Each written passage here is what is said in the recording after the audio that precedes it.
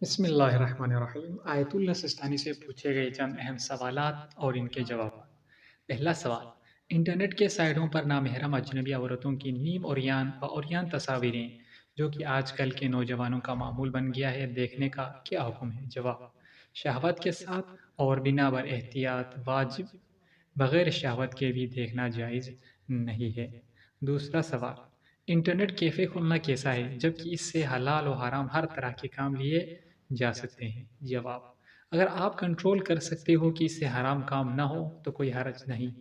واضح ہوتا ہے کہ اگر آپ اس پہ کنٹرول نہیں کر سکتا، حرام کام بھی ہو سکتا ہے اس سے، تو اس میں اشکال ہے۔ تیسرا سوال، کچھ ویڈیو سیڈیز ایسی بھی ہوتی ہیں کہ جن میں بعض نوجوان بغیر قمیص کے ماتمداری کر رہے ہوتے ہیں، تو کیا خواتین کے لیے ایسی ویڈیوز دیکھنا جائز ہیں؟ جواب، خواتین کے لیے بنا بر احتیاط واجب جائز نہیں کہ وہ مرد کے جسم کے وہ حصے دیکھیں جن کا دیکھنا متعارف نہیں، جیسے سینہ یا پیٹ وغیرہ۔ یہاں سے واضح ہوتے ہیں کہ جو قمیص اتار کے ماتمداری کرتے ہیں اس کو دیکھنا، چاہے وہ انٹرنیٹ کے ذریعے ہو یا براہ راست ہو، موبائل میں ہو، آیت اللہ سستانی فرماتے ہیں احتیاط واجب کی بنا پر جائز نہیں ہے۔ چوتھا سوال، کیا شوہر بیوی کا دودھ پی سکتا ہے؟ یہ سوال بہت زیادہ پوچھتے ہیں اور اکثر اس میں اشتباہ بھی کرتے ہیں۔ اس میں رہبر معظم اور آیت اللہ مکارم شرازی فرماتے ہیں کہ کوئی اشکال نہیں۔ آیت اللہ بہجت کے نزدیک بیوی کا دودھ پینا حرام ہے، اور آیت اللہ سستانی فرماتے ہیں احتیاط واجب کی بنا پر جائز نہیں۔